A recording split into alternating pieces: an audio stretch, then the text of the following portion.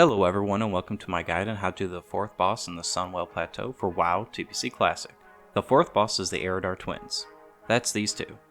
Let's get into it. This is an unforgiving two-phase fight where you battle against both of the Eredar twins, the shadow damaging Sacrilege and the fire casting Alithesis.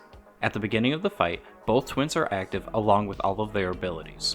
Once you kill one twin, the other regenerates back to full health and absorbs the power of the dead twin, gaining some of her abilities.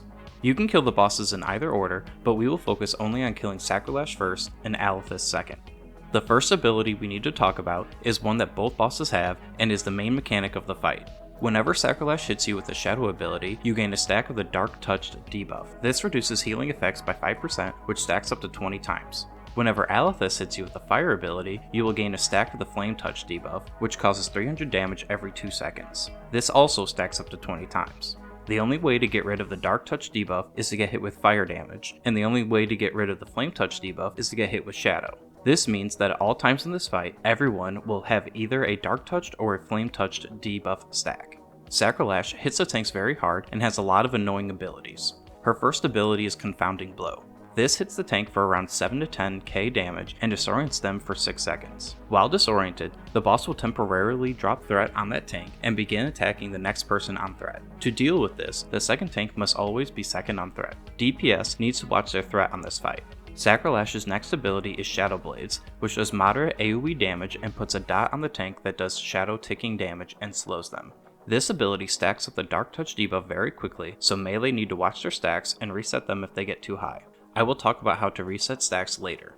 Her next ability is Shadow Nova, which targets a semi-random player in the raid and does AoE damage to anyone within 10 yards. This does a good amount of damage, so healers make sure everyone is topped off before it hits. This is also the main ability we will use to reset high stacks of the Flame Touch debuff.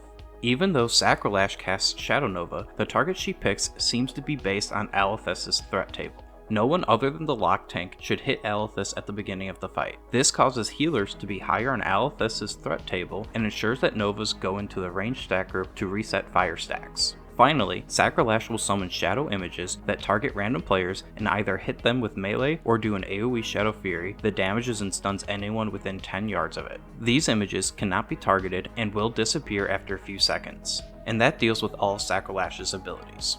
Next are Alithesis' abilities. First, she will cast a Pyrogenics debuff on herself that increases all fire damage by 35%. This just needs to be purged, dispelled, or spell stolen as soon as possible. Next is Blaze, which she will spam cast on her current target, which leaves a patch of fire on the ground that does ticking damage. The best way to deal with this is to have a Warlock tank Alithesis. They can easily do it from range and can drop the fire patches away from the rest of the raid. Do 1 to 2 Searing Pains in between each Blaze cast, and make sure to move immediately after the flame patch is dropped to not get extra stacks of the flame debuff. The fire patches this leaves behind will also be used by melee and tanks to reset their shadow stacks. Next, she has a Flame Seer, which puts a debuff on 3 to 5 random players dealing fire damage. This just needs to be healed through and is used to increase stacks of the flame debuff. This ability, along with the flame debuff, is where most of the damage from the boss comes from and why it is so difficult for healers.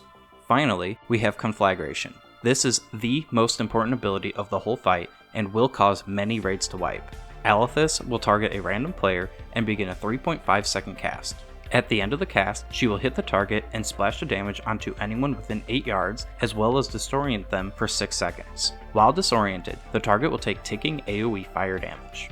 If you get targeted with Conflagration, you need to immediately move out of the raid group or you will cause a wipe.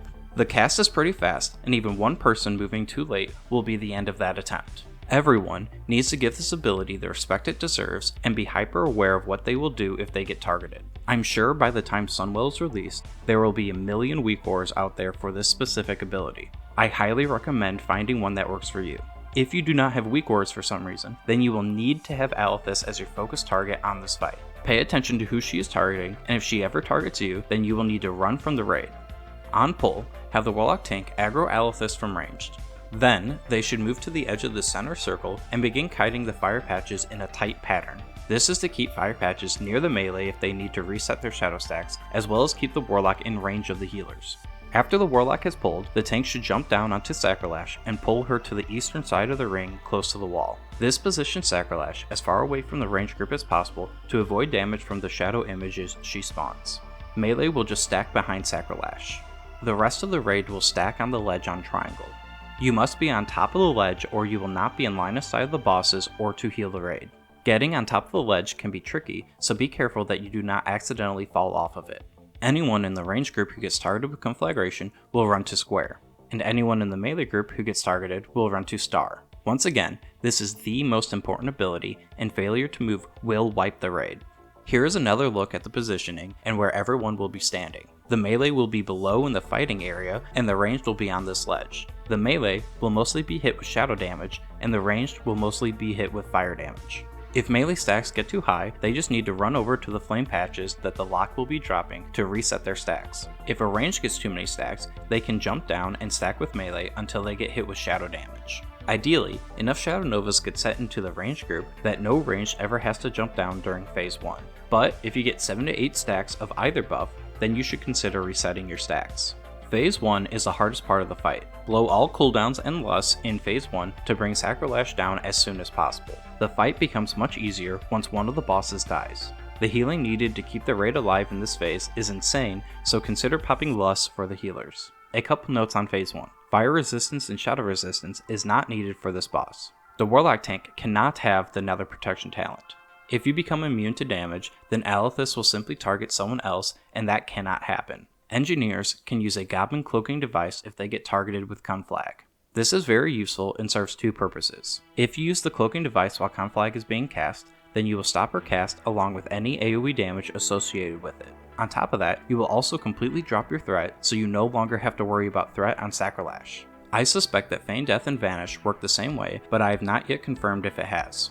Make sure that if you plan to use these threat drops, to use them during the cast of Conflag. Immunities like Ice Block and Pally Bubble do not work to stop the AoE damage from Conflag, so you still need to run from the raid if you get targeted. But you can use the immunities to stop the disorient and the damage from happening after the spell has already hit you. Finally, PvP trinkets are useful since they can also stop the disorient from Conflag. Just make sure to use it after you have already moved from the raid and have been hit. Melee will need to wear PvP trinkets for this fight in case they get hit with a Shadow Fury stun right before a Conflag cast. It is possible that an AoE Shadow Fury can hit the melee as Alithesis is casting Conflag. Melee will need to save their PvP trinkets in case they get targeted so that they can trinket out of the stun and run Conflag out before wiping the raid. Once Sacrolash dies, Alithesis will absorb Sacrolash's power and heal back to full health. Because of this, cleave damage is useless, so all DPS should focus on single target damage. After Alithesis has absorbed Sacrolash, we will begin phase 2. During this phase, threat is not reset, so the lock tank should be handily above everyone else on threat. The lock tank should keep kiting the fires as they have been. During this phase, Alithesis will no longer cast Conflagration. Instead, she will begin casting Shadow Nova. All other damage will be fire damage.